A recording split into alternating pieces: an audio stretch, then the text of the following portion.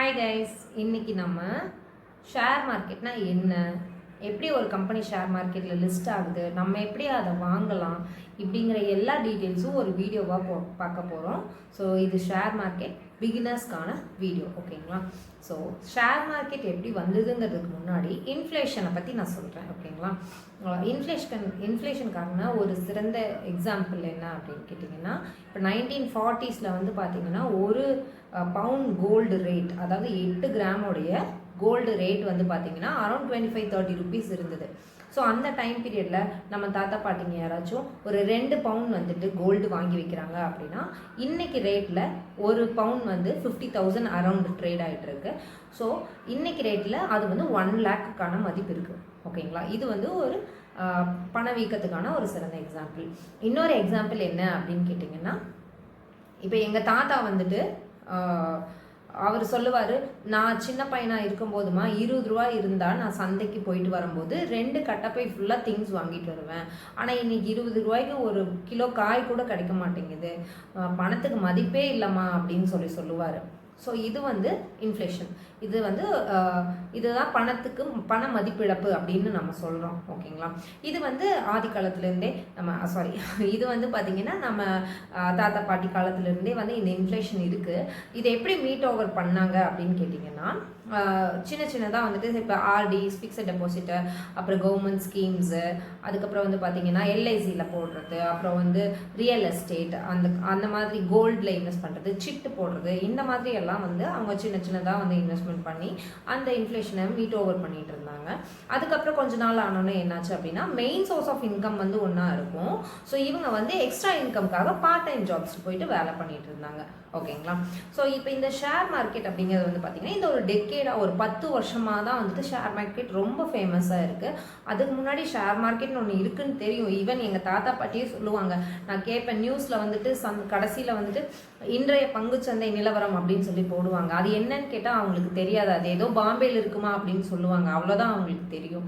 But இந்த ஒரு டெக்கேடாக தான் வந்து பார்த்திங்கன்னா ஷேர் மார்க்கெட்னா என்ன, இன்வெஸ்ட்மெண்ட்னா என்ன, இது எல்லாருமே கற்றுக்க ஆரம்பித்தோம். ப்ளஸ் நிறைய அட்வர்டைஸ்மெண்ட்ஸும் வருது, மியூச்சுவல் ஃபண்டை பற்றி, எஸ்ஐபி பற்றி எல்லாம் வருது, ஓகேங்களா? ஸோ இது வந்து பார்த்திங்கன்னா ஒரு கம்பெனி எப்படி வந்து ஷேர் மார்க்கெட்டில் லிஸ்ட் ஆகுது அப்படின்னு பார்க்கலாம். இப்போ கம்பெனிஸ் அப்படின்னு எடுத்துக்கிட்டாலே நிறைய டைப்ஸ் ஆஃப் கம்பெனிஸ் இருக்குது. ப்ரைவேட் லிமிடெட் கம்பெனிஸ் இருக்குது, அண்ட் பப்ளிக் லிஸ்டட் கம்பெனிஸ் இருக்குது. இந்த மாதிரி நிறைய கம்பெனிஸ் இருக்குது. எல்லாமே வந்து கவர்மெண்ட்டில் ரெஜிஸ்டர் பண்ணி தான் ரன் பண்ணுறாங்க, ஓகேங்களா?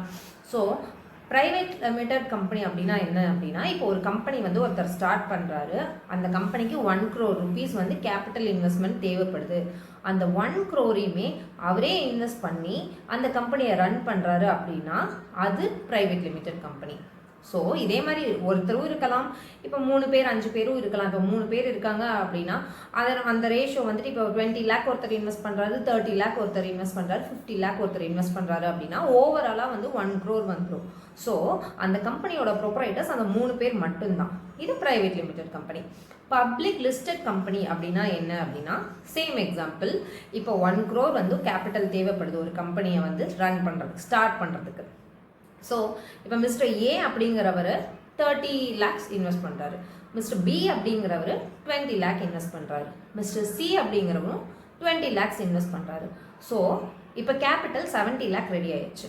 இன்னும் 30 lakh rupees பெண்டிங் இருக்குது, இல்லைங்களா? ஸோ இந்த டைமில் இந்த கம்பெனி இப்போ பப்ளிக் லிஸ்டட் கம்பெனியாக கொண்டு வரணும் அப்படின்னு எக்ஸ்பெக்ட் பண்ணுறாங்க, எதிர்பார்க்குறாங்க. பப்ளிக் லிஸ்டட் கம்பெனியில் நம்ம வந்துட்டு லிஸ்ட் பண்ணலாம் அப்படின்னு சொல்லிட்டு. ஸோ இவங்க என்ன பண்ணுவாங்க அப்படின்னு கேட்டிங்கன்னா, இங்கே தான் ஷேர் மார்க்கெட் உள்ள வருது. ஸோ ஷேர் மார்க்கெட்டோடைய ரூலர் யார் அப்படின்னு கேட்டிங்கன்னா செபி, SEBI, செபி. ஸோ இந்தியாவில் செபி எடுக்கிற டெசிஷன்ஸ், செபி வைக்கிற ரூல்ஸ், இதுக்கு கீழே தான் வந்துட்டு ஷேர் மார்க்கெட் ரன் ஆகிட்டு இருக்கு. அவங்க ஒரு ரூல்ஸ் வந்து இம்ப்ளிமெண்ட் பண்ணுறாங்க அப்படின்னா அதை நம்ம ஃபாலோ பண்ணி ஆகணும், ஷேர் மார்க்கெட்டில் இருக்கவங்க ஃபாலோ பண்ணி ஆகணும். ஸோ அது பிரகாரமாக தான் வந்துட்டு இது ஷேர் மார்க்கெட் ரன் ஆகுது. ஸோ இந்தியாவுக்கு எப்படி செபி இருக்காங்களோ அந்த மாதிரி வேறு வேறு கண்ட்ரீஸ்க்கும் வந்துட்டு அவங்கவுங்க ஷேர் மார்க்கெட் ரூலர்ஸ் இருப்பாங்க. ஸோ அவங்க ரூல்ஸ் கீழே தான் வந்துட்டு அந்தந்த கம்பெனியோட ஷேர் மார்க்கெட் ரன் ஆகிட்டு இருக்கு. So share market, stock market, equity market இது எல்லாமே சேம் தான். But crypto market, forex market, currency market இதெல்லாம் வந்து டிஃப்ரெண்ட், ஓகேங்களா? நம்ம இப்போ பேசிகிட்டு இருக்கிறது ஷேர் மார்க்கெட் பற்றி தான். ஸோ இப்போ நீங்கள் வந்து ஒரு கம்பெனி ஸ்டார்ட் பண்ணுறீங்க, அந்த கம்பெனிக்கு வந்து இப்போ ஒரு 1 crore கேபிட்டல் தேவைப்படுது, 70 lakh ரெடியாக இருக்குது அப்படின்னா பேலன்ஸ் 30 lakhக்கு வந்துட்டு நீங்கள் பப்ளிக் லிஸ்ட்டில் விடலாம் அப்படின்னு டிசைட் பண்ணுறீங்க. ஓகேங்களா? ஸோ அப்போ நீங்கள் யாரை வந்து ஃபஸ்ட் அப்ரோச் பண்ணுவீங்க அப்படின்னா செபியை தான் ஃபஸ்ட் அப்ரோச் பண்ணுவீங்க. ஸோ எதுக்காக அப்படின்னா அவங்க சர்டைன் ரூல்ஸ் கண்டிஷன்ஸ் எல்லாம் வச்சுருப்பாங்க. இப்போ இவ்வளோ கேபிட்டல் இருக்கணும், இவ்வளோ மந்தோடைய ப்ராஃபிட் லாஸ் காமிக்கணும், லெஜர் ஸ்டேட்மெண்ட்லாம் காமிக்கணும். ஸோ அவங்கெல்லாம் வந்து அதில் சாட்டிஸ்ஃபை ஆகுறாங்க அப்படின்னா ஸோ செபி வந்து ஓகே இந்த கம்பெனியை நம்ம வந்துட்டு பப்ளிக் லிஸ்ட்டில் விடலாம் அப்படின்னு டிசைட் பண்ணுவாங்க. ஸோ எப்படி விடுவாங்க பப்ளிக் லிஸ்ட்டில் வரும் அப்படின்னு கேட்டிங்கன்னா அங்கே தான் என்எஸ்சி பிஎஸ்சி வருது. என்எஸ்சி அப்படிங்கிறது நேஷ்னல் ஸ்டாக் எக்ஸ்சேஞ்ச், பிஎஸ்சிங்கிறது பாம்பே ஸ்டாக் எக்ஸ்சேஞ்ச். ஓகேங்களா? ஸோ இப்போ டிஜிட்டலைஸ் ஆனதுக்கப்புறமா என்எஸ்சி வந்து மேக்ஸிமம் நிறைய மெம்பர்ஸ் யூஸ் பண்ணுறாங்க, ஸ்டில் பிஎஸ்சியும் இருக்குது. ஸோ டிஜிட்டலைஸ் ஆகிறதுக்கு முன்னாடி வந்து பார்த்தீங்கன்னா இப்போ Kolkata stock exchange, Coimbatore stock exchange, Chennai stock exchange அந்த மாதிரி இருந்தது. ஓகேங்களா? ஸோ இப்போ மெஜாரிட்டி லிக்விடிட்டி எல்லாம் எதில் அதிகமாக இருக்குது அப்படின்னு கேட்டிங்கன்னா என்எஸ்சியில் தான் அதிகமாக இருக்குது. ஓகேங்களா? ஸோ ஃபஸ்ட்டு கம்பெனி வந்து செபி கிட்ட அப்ரோச் பண்ணுறாங்க, ரூல்ஸ் அண்ட் ரெகுலேஷன்ஸ் சாட்டிஸ்ஃபை ஆகுது, அண்ட் செபி வந்து என்எஸ்சியில் லிஸ்ட் பண்ணுவாங்க, என்எஸ்சி பிஎஸ்சியில் லிஸ்ட் பண்ணுவாங்க. ஸோ இப்போ நம்ம பப்ளிக், நான் வந்து ஒரு இன்வெஸ்டராக இருக்கணும் அப்படின்னா, நீங்கள் ஸ்டார்ட் பண்ண கம்பெனியில் நான் இன்வெஸ்டராக இருக்கணும் அப்படின்னு விரும்புகிறேன் அப்படின்னா நான் வந்து டேரெக்டாக போய் என்எஸ்சி கிட்ட வந்துட்டு இந்த ஸ்டாக்கு கொடுங்கன்னு அப்படின்னு வாங்க முடியாது. ஸோ இங்கே தான் புரோக்கர்ஸ் நடுவில் வராங்க. ஓகேங்களா? ஸோ இப்போ எல்லாருக்குமே தெரியும், ஏஞ்சல் ஒன் பற்றி கண்டிப்பாக தெரியும், ஜெரோதா தெரியும், தன் அதுக்கப்புறம் வந்துட்டு அலைஸ் ப்ளூ, மோதிலால் ஓஸ்வாலா, இது எல்லாமே நீங்கள் விளம்பர அட்வர்டைஸ்மெண்ட்ஸில் நீங்கள் பார்த்துருந்துருக்கலாம். ஸோ இவங்க எல்லாம் வந்து எக்ஸ்சேஞ்ச் புரோக்கர்ஸ். ஓகேங்களா? ஸோ இப்போ வந்துட்டு கம்பெனிலேருந்து செபிலேருந்து என்எஸ்சி பிஎஸ்சியில் லிஸ்ட் ஆகும். ஸோ என்எஸ்சி பிஎஸ்சிலேருந்து புரோக்கர்ஸ் கிட்ட தான் வந்து நம்ம வந்து ஒரு ஸ்டாக்கை வந்து வாங்கணும். ஓகேங்களா? ஓகே, இப்போ நம்ம வந்து அந்த கம்பெனியோட பேர் எக்ஸ்ன்னு வச்சுக்கலாம். ஓகேங்களா? இப்போ அந்த எக்ஸ் வந்துட்டு இந்த 30 lakhம் ஒரே பர்டிகுலர் பர்சனுக்கு வேணாலும் கொடுக்கலாம். அப்படி இல்லாட்டி சின்ன பார்ட்டாக பிரித்து கூட எவ்வளோ பேர்த்துக்கு வேணாலும் அதை வந்து கொடுக்கலாம். ஓகேங்களா? அந்த ஷேர்ஸ் இப்போ என்கிட்ட வந்து ஒரு 5000 rupees இருக்குது அப்படின்னா நான் அந்த 5000 rupeesக்கு மிஸ்டர் எக்ஸ் கம்பெனியில் எவ்வளோ ஷேர்ஸ் வருதோ அந்த ஷேரை நான் வந்து ஹோல்ட் பண்ணிக்கலாம். ஓகேங்களா? இப்போ புரிஞ்சிருக்கும்னு நினைக்கிறேன்.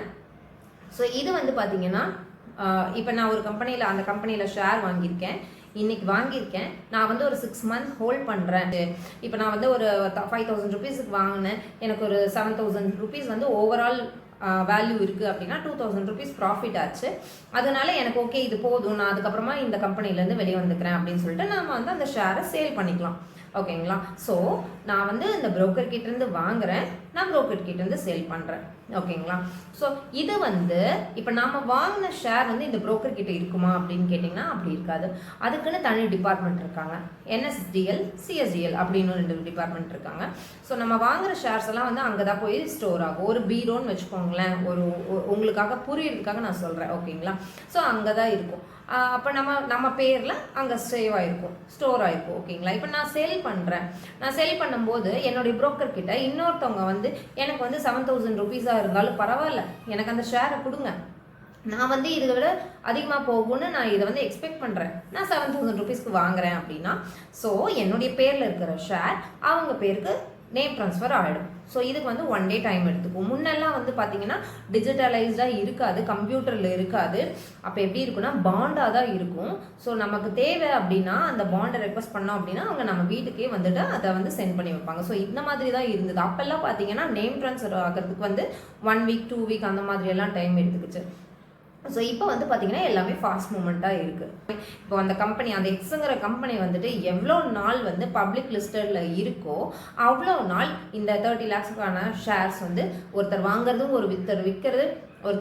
ஒருத்தர் விற்கிறது இதே ப்ராசஸில் இருந்துகிட்டே தான் இருக்கும். ஓகேங்களா? இதுதான் ஷேர் மார்க்கெட்.